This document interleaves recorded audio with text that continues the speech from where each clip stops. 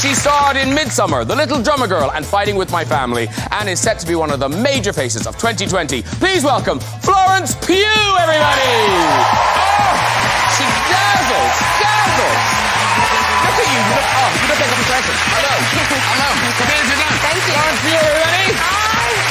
Following another triumphant series of Strictly Come Dancing. Now, Florence Pugh, you're having a special New Year's Eve because you like someone on the couch.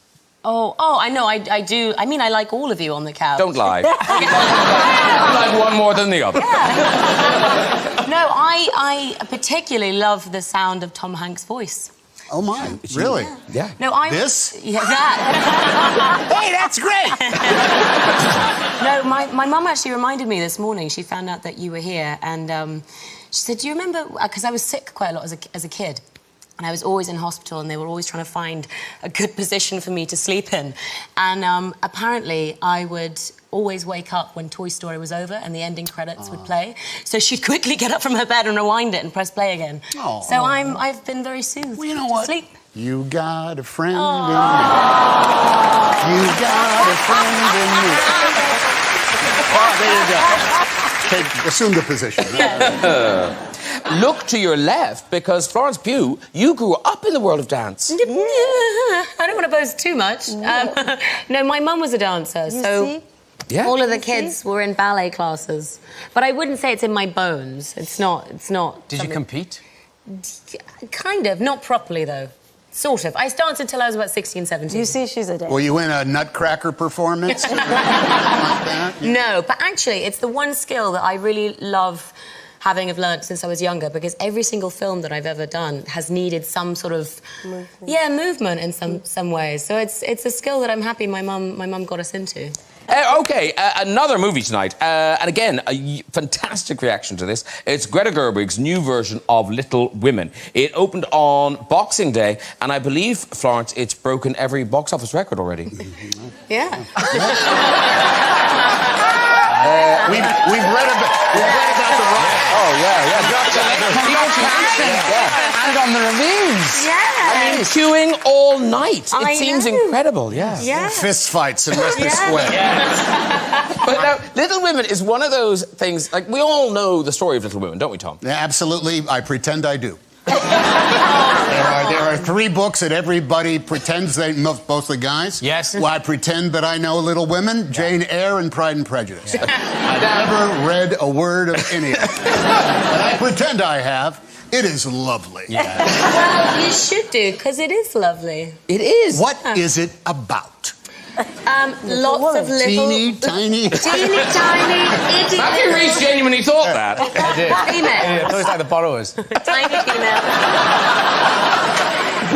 No, so Louisa May Alcott wrote the book, and... Yes, of course. Yes, of course, and it's been going around for a while, and there's been lots of versions, and it's about these 4 sisters living in Concord, and they are all amazing artists, and they're all constantly struggling in a world that's built for men. And Greta Fiction, then. And Greta Gerwig has directed her version, and I mean, this cast was utterly unbelievable. So it's Saoirse Ronan, Emma Watson, Eliza Scanlon, and yourself as the 4 sisters. Yes. And you play Amy. I play Amy March, yeah, the youngest one. Who is... Am I right in saying this is the character that Greta Gerwig has kind of toyed with the most? Well, not toyed with. Amy March has had a really bad rep. Everybody absolutely hates her. And when I got the role, I told my friends, and my friend was like, "Oh, I hate her." Like, great. So Greta kind of just pulled out this woman that is in the book. Amy March is an amazing artist in the book, and she just kind of gave her more of a moment to understand her, and people are shocked by it. Well, we've got a clip. This is Amy kind of explaining her attitude to marriage. Yes. Yeah, mic drop. Now, that was Timothée Chalamet, and you'd met Timothée Chalamet before this, hadn't you? Oh, God.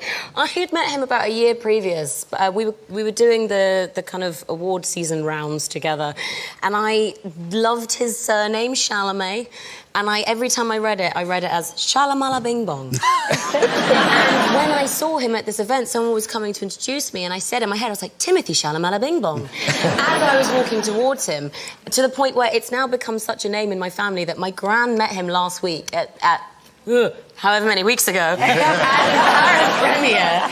And afterwards, she came up, she was like, I met Timothy Shalamala Bing Bong. So that's his name now in our family.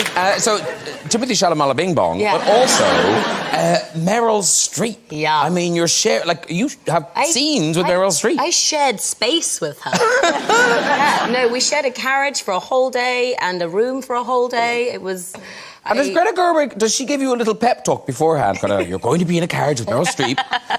You know, does anyone prepare you for it? No, you kind of just know that she's in the room or she's somewhere in the house because everybody's on best behaviour and everybody lights really quickly and everybody sets up cameras very quickly because Meryl's around.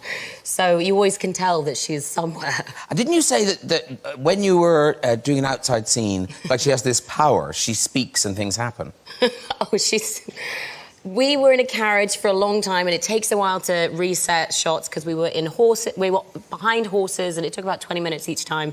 And it was cold, and we were in Boston, and Timmy came up and kind of jumped up on the carriage. And just as he jumped up on the carriage, a waft of chip smell came in, and she suddenly then wanted chips. And within about, I'd say, 10 minutes, there was a gasping PA, like, with Wendy's fries ready to give to her. So I sat in a carriage, dripping in my fine clothes, eating Wendy's fries. There's photographic evidence. There you are. It's delicious. It was. Yeah. No, 'cause here's